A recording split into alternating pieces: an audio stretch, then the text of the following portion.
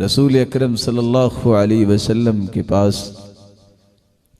جب پھل لایا جاتا، جب نیانا پکتا تو اللہ کے رسول صلی اللہ علیہ وسلم کی خدمت میں پیش کیا جاتا تو آپ یہ فرمایا کرتے، اللہم بارک لنا فی مدینتنا وفی ثمارنا وفی مدنا وفی صاعنا برکتا مع برکت ثم يعطيه اصغر من يحضره من الولدان۔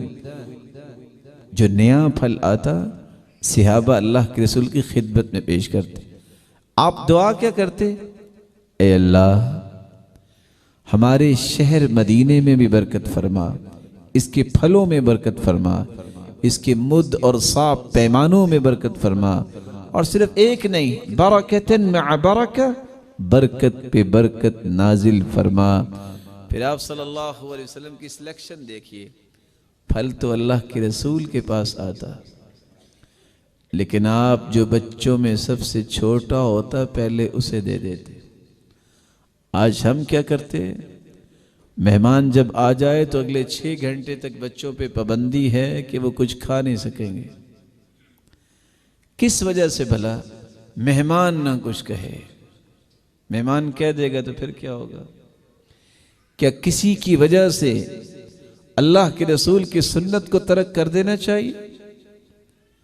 اللہ کے رسول صلی اللہ علیہ وسلم بچوں کے ساتھ کس انداز سے اپنائیت کے پہلو پیش کرتے، یہ بھی سیرت ہے۔ جب بھی کوئی بچہ نظر آتا، آپ جا رہے ہوتے، بچے بھی کھیل رہے ہوتے، آپ ان کو بھی سلام کرتے۔ اگر بچہ قریب ہوتا تو آپ برک علی، برکت کی دعا کرتے۔ مسح رأسہ، سر پہ پیار دیتے، اور صحابی کہتے ہیں بسا اوقات کندھوں کو تھپ تھپا دیتے۔ اور دوسرے صحابی بیان کرتے ہیں کہ آپ اپنائیت کو پیدا کرتے کیسے؟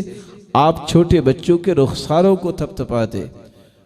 اور صحابی تو یہ کہہ رہے ہیں، ظہر کی نماز پہ جب اللہ کے رسول صلی اللہ علیہ وسلم تشریف لا رہے تھے، ہم نے استقبال کیا، آپ صلی اللہ علیہ وسلم نے فَجَعَلَ يَمْسَحُ خَدَّيَيْ أَحَدِهِمْ وَاحِدًا وَاحِدًا، وہ جتنے بچے تھے وہاں کھڑے استقبال کے لیے، سلام کرنے کے لیے، سب کو آپ نے پیار دیا اور رخسار تھپ تھپائے۔